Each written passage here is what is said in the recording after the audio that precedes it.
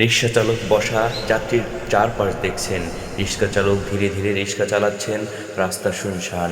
যাত্রী উৎসব সুরে, ভাই ভোরবেলা এত তাড়াতাড়ি শুরু করেন কেন? রিক্সা চালক হালকা হাসি, আমার কাজ দিনের আগে শুরু হয়, তাই আমি তো রাতের শেষের গল্প লিখি ভাই। যাত্রী কৌতূহল নিয়ে, রাত শেষের গল্প মানে? রিক্সা চালক গভীর স্বরে, আমি রাতের শিফটের হাসপাতালে নার্সদের পড়া শেষে ফেরত আসা ছাত্রদের আর কারখানা ফেরা শ্রমিকদের পৌঁছে দিই। ওরা দিনের আলো দেখার আগেই তাদের গন্তব্যে পৌঁছে যায়। যাত্রী মুগ্ধ হয়ে, তাহলে তো আপনি শুধু রিক্সা চালক নন, ওদের জীবনের একটা অংশ।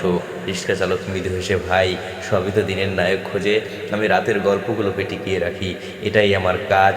দৃশ্য, রিক্সা চালক সূর্যের আলো ফুটতে শুরু করেছে। যাত্রী নেমে ভাড়া দিচ্ছেন। রিক্সা চালক নীরবে চারপাশ দেখছেন। যাত্রী হাত বাড়িয়ে, আপনার গল্পটা আমার দিন শুরু করে দিল। রিক্সা চালক অপলক তাকিয়ে, গল্প তো সবখানেই আছে, শুধু চোখ দরকার দেখার। রিক্সা চালক আবার রিক্সা চালান। সূর্য ওঠা শুরু হয়ে যায়। পিছনের রাস্তায় একটি নার্স আর একজন শ্রমিক হাঁটছেন। রিক্সা চালক মৃদু এসে তাদের দিকে তাকিয়ে স্বস্তির আভাস নিলেন।